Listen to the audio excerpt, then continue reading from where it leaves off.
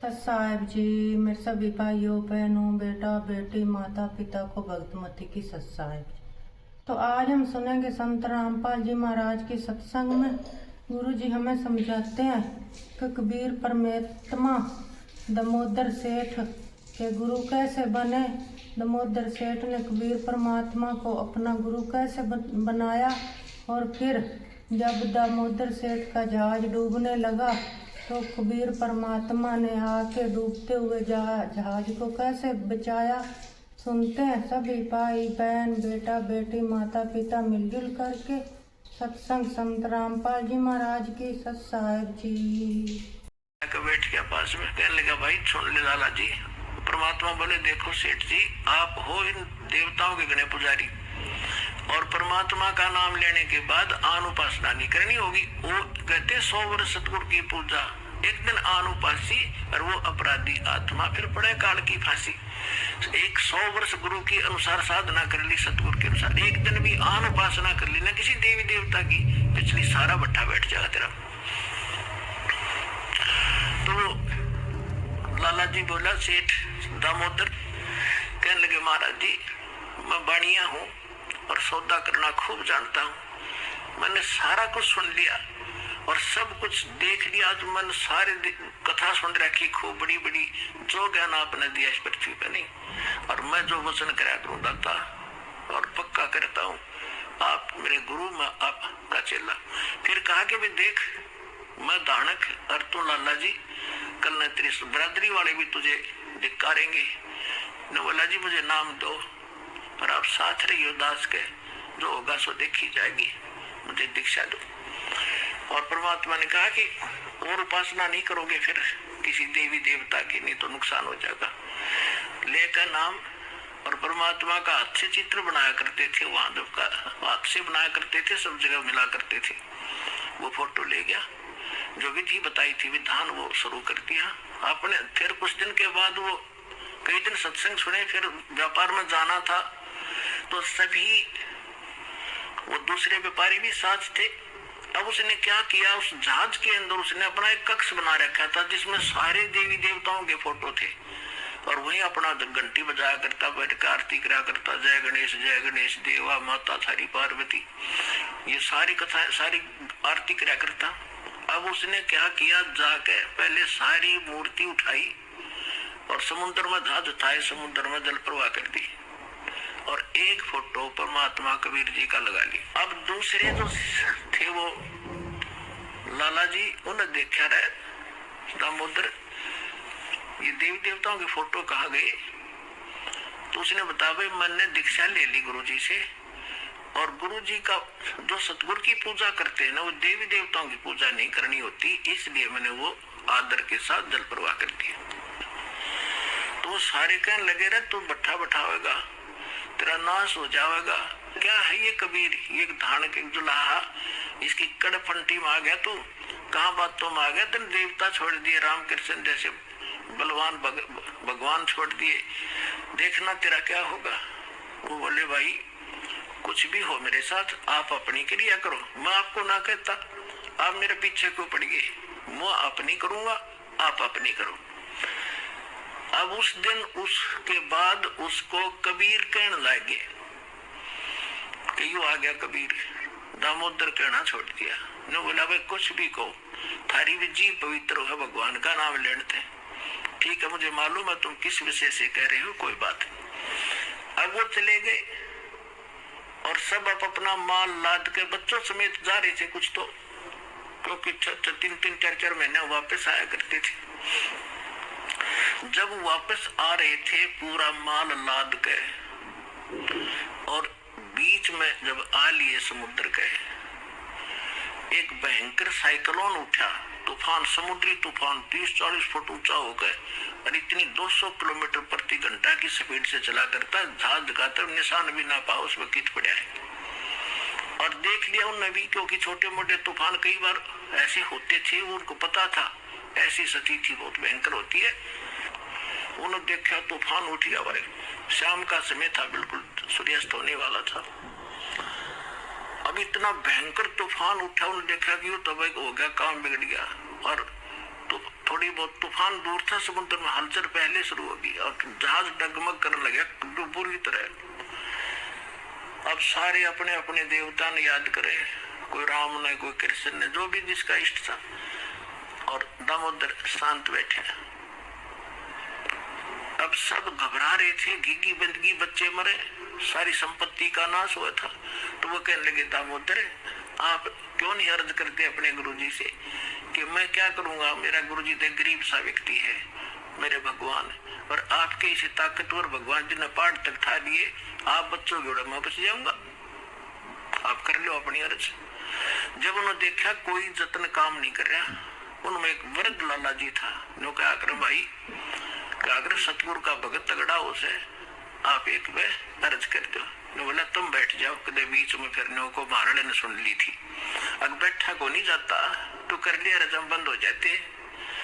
तब दामोदर ने कहा था, परमात्मा आपका ज्ञान समझ में आ गया और मैंने आपकी महिमा इनका आगे घड़ी गा रखी है, और दाता मुझ नीच के, ठीक है आप तो समर्थ हो, सक्षम हो, कुछ भी कर सकते हो, अगर आज कोई उपचुक होगी मुझ नीच के कारण होगी, मेरे में कोई त्रुटि होगी, मैं आपकी मर्यादा ठीक नहीं कर पाऊंगा, ये परमात्मा आपकी बेइज्जती का कारण ये दास बनेगा। न्यू कह बेहोश हो गया और जैसे पुकार के इस बात ने सोच कर, मैं तो बहुत क्या करता, परमात्मा न्यू कर दिया, उसका न्यू कर दिया, उसके ऐसे कर दिया। इतने समय में अंधेरा हो गया, रात के 8-9 बज गए और चांदनी रात्रि थी। तूफान ऐसे बैठ गया जैसे छाड़ा सा वहीं का वहीं, न्यू का न्यू धरती।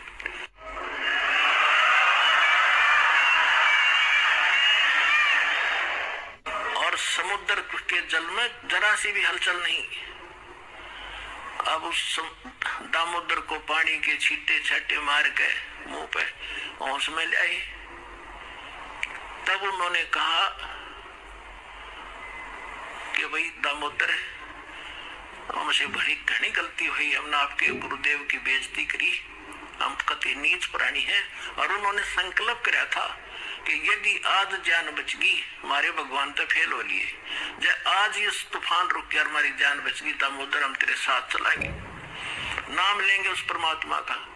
तब दामोदर को कंधे पे बैठा लिया लालाओं ने बोले, बोलो दामोदर की जय। ने बोला नहीं, जय बोलो जिसने यू काम किया है, बोलो कबीर परमेश्वर जी की जय हो।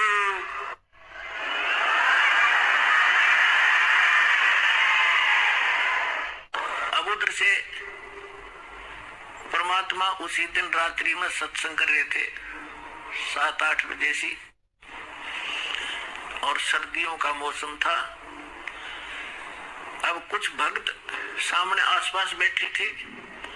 एकदम परमात्मा ने क्या किया, ऐसे मुंह पर कर नो हाथ फेर कर ऐसे झटका दिया। आसपास के बैठे भक्ता के छींटे लगे।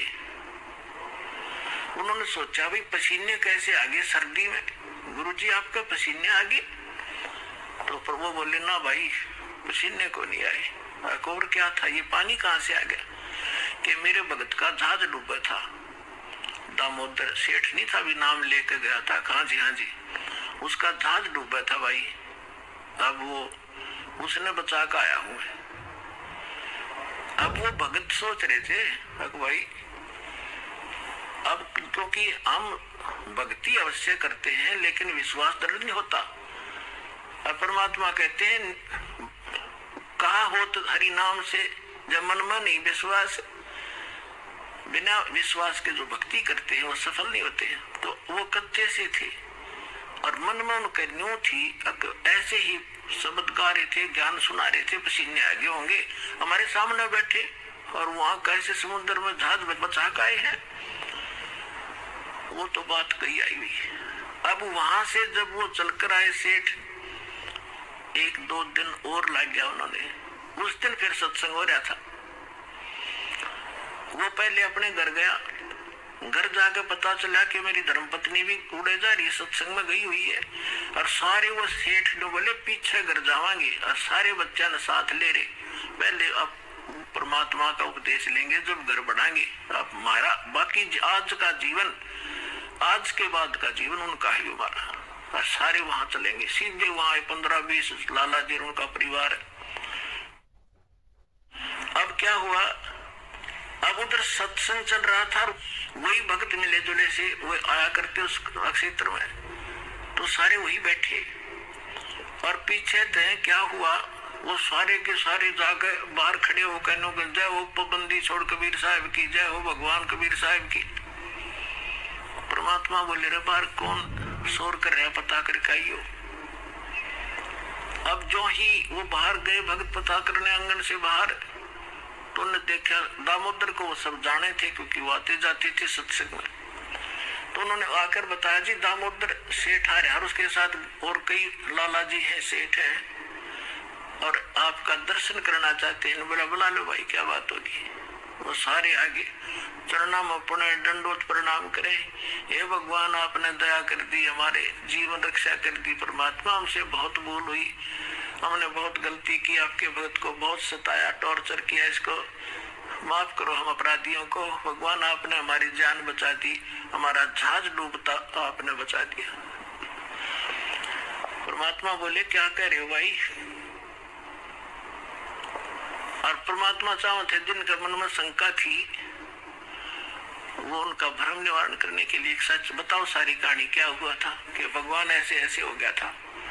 हमने अपने सारे जंतर मंत्र कर लिए थे, कोई राहत नहीं मिली, फिर हमने आपके भगत पे आराध करी थी, इसने आपको पुकारा कि मंत्र पढ़ यू जाने, यू बेहोश हो गया आपको पुकार के। तब कहा बेटा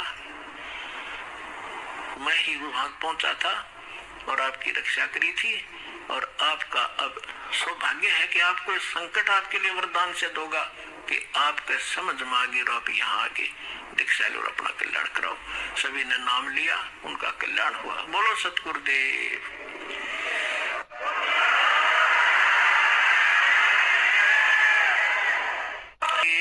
थे अकाज अर्ज करी डूबता देख जहाज, दामोदर सेठ के होते अकाज अर्ज करी डूबता देख जहाज, लाज मेरी रखियो गरीब नवाज, समुद्र से पार लंघाने वाले, लाज मेरी रखियो गरीब नवाज, समुद्र से पार लंघाने वाले, धन धन सतगुरु सत कबीर भक्त की, पीड़ मिटाने वाले सत साई।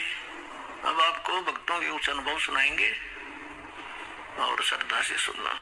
नमस्कार सर। सत साहेब